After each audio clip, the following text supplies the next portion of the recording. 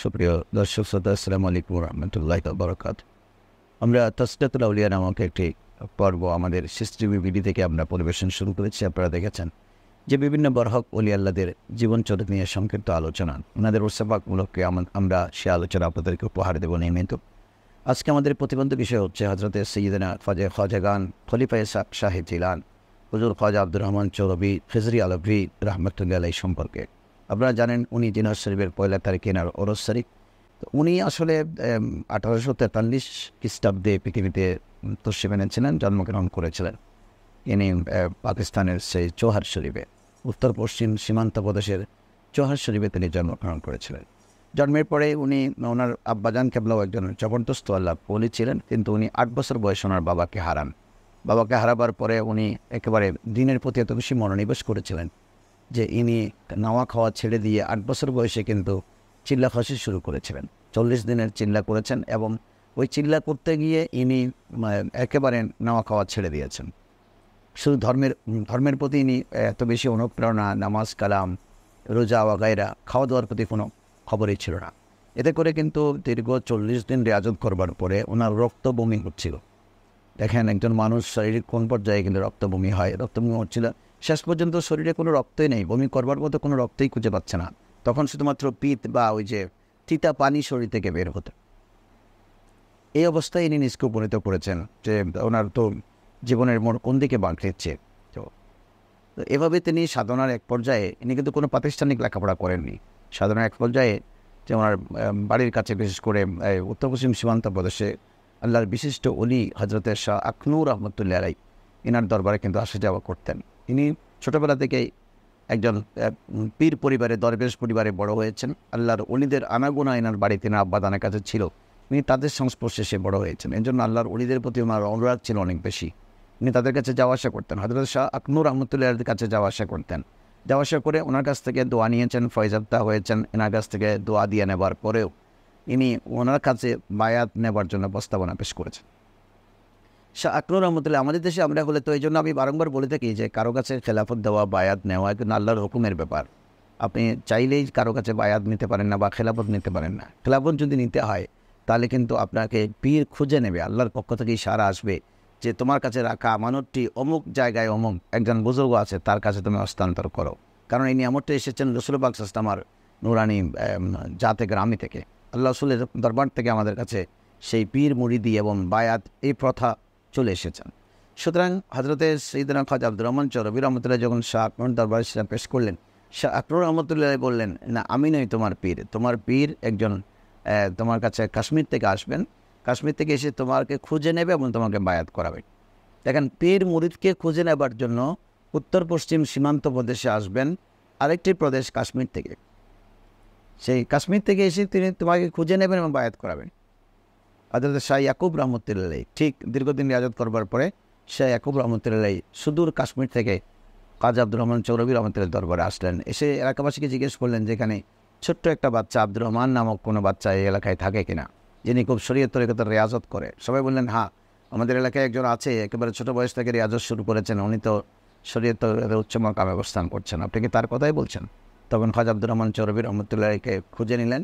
খুঁজে নেবার পরে বললেন, আমি দাগাদি দাগাদি দাগাদি দাগাদি মানে এটা হচ্ছে পশতু ভাষায়, কিন্তু আমি তো ওনার খুঁজেছিলাম। তো হজরতে খাজা ইয়াকুব শাহ রহমতুল্লাহ যখন আব্দুর রহমান চৌরবি রহমতুল্লাহকে পেলেন, তখন তিনি পশতু ভাষায় উচ্চারণ করলেন, দাগাদি দাগাদি দাগাদি। আমি ইনার খুঁজেছিলাম, অর্থাৎ আমি ইনাকেই খুঁজতে চাই। তখন দুজনের মধ্যে পরিচয় হলো, দেখা সাক্ষাৎ হলো এবং এই দেখা সাক্ষাতের মাধ্যমে হযরত সৈয়দনা ইয়াকুব রহমতুল্লাহ আলাইহি আব্দুর রহমান চৌরবি রহমতুল্লাহ আলাইহিকে বায়াত করালেন। কিন্তু আব্দুর রহমান চৌরবি রহমতুল্লাহ এই খেলাফতি আপ্তা শাহ ইয়াকুব রহমতুল্লাহ কাছে বায়াত নিলেন। সব কিছুর পরেও এনা কিন্তু নবী প্রেমে নিজকে বিভোর রেখেছেন এবং ইবাদত বন্দেগীতে সবসময় মশগুল রেখেছেন। ইনি সবসময় কম কথা বলতেন, মানুষের সাথে প্রয়োজনের বাইরে কোনো কথা বলতেন না, সৃষ্টিকে ভালোবাসতেন। রাসূল করিম সাল্লাল্লাহু আলাইহি ওয়াসাল্লামের একেবারে সুন্নতের পায়রমি করতেন। ইনি গঠনে ছিলেন একটু ছোটোখাটো মানুষ, এই চোখগুলো ছিল অনেক সুন্দর এবং ইনার দাড়ি মুবারক, চেহারা মুবারক, একেবারে গমের আদলে একটা গম আমরা যে গম গোল্ডেন কালার যেটাকে বলি সেরকম ছিলেন, একেবারে দবদব ফর্সাও ছিলেন না, শ্যামলাও ছিলেন না। অর্থাৎ ওনার চেহারাই পাক যে কেউ একবার দেখলে এনার মহব্বতে প্রেমে পড়ে যেত, এমন জাত ছিলেন। তো হজরত শাহ আব্দুর রহমান চৌরবী রহমতুল্লাহ আলাইহি নাতে মোস্তফা বেশি পড়তেন। দেখেন এত কিছুর পরে নবীর নাত পড়া, যেমন আমরা অনেক সময় নাত মোস্তফা পড়ি, অনেক ভাই বলে যে আমরা বেশি ইস্ক মহব্বত দেখাই, কিন্তু আল্লাহর ওলি যারা যখন এসেছেন এনারা কিন্তু নাতের জন্য বেকুল ছিলেন। রাসূলুল্লাহ সাল্লাল্লাহু আলাইহি ওয়াসাল্লামের শানে যে নাত পড়বেন এটার জন্য ওনারা কিন্তু নিজকে সদা উদার করে দিতেন। খাজা আব্দুর রহমান চৌরবী রহমতুল্লাহ সুন্দর নাত পড়তে জানতেন। তো উনি একদিন নির্জনে বসে নাতে মোস্তফা সিস্টেমে পড়তেছিলেন। এক আগন্তুক তো সেখানে তস্বি বানলেন, সালাম দিলেন, বললেন আপনি কি আমাকে চিনতে পেরেছেন? বলছেন আমি ওকে চিনতে পারিনি। বলে যে আপনি যে সুরেলা কণ্ঠে আপনি যে নাতে মোস্তফা পড়েন, আমি তো জঙ্গলে থাকতে পারিনি, আপনাকে দেখবার জন্য চলে এসেছি। আমার নাম হচ্ছে খাজা খিজির। দুজনের মধ্যে পরিচয় হলো, বলে যে আপনি নিয়মিত নাত পড়বেন। দেখেন একদিকে খাজা আব্দুর রহমান চৌরবী নাত পড়ার পাগল, আর খাজা খিজির কিন্তু নাত শোনার পাগল। খাজা খিজির কিন্তু কেউ কেউ বলেছেন ওনাকে নবী, কেউ কেউ বলেছেন আল্লাহর অলি, জগৎ বিখ্যাত উনি। তবে ওনার শান হচ্ছে এটা, ওনাকে কেউ দেখলে উনি অলি হয়ে যায়। উনি যেখানে কদম রাখে এখানে ময়দান সুজলাসে বলা হয়ে যায়, এই জন্য ওনাকে খিদির বলা হয়। তিনি সমুদ্র জগতের সম্রাট। সমস্ত নবীদের কাছে নবীদের কাছেও তিনি আসা যাওয়া করতেন। যেমন মুসা আলাইহিস সালামের কাছে তিনি আসছিলেন, মুসা আলাইহিস সালামের সাথে বিশাল একটা ঘটনা হয়েছে। ইনি আল্লাহর অলিদের কাছেও আসতেন, নবীদের কাছেও আসতেন।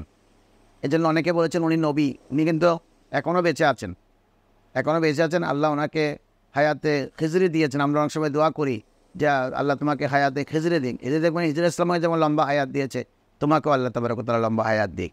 খাজা খিজির ইসলামা তখন বললেন আমি মাঝে মাঝে তোমার কাছে আসবো, তোমার নাচ শুনবো, আমি আসা যাওয়া করবো।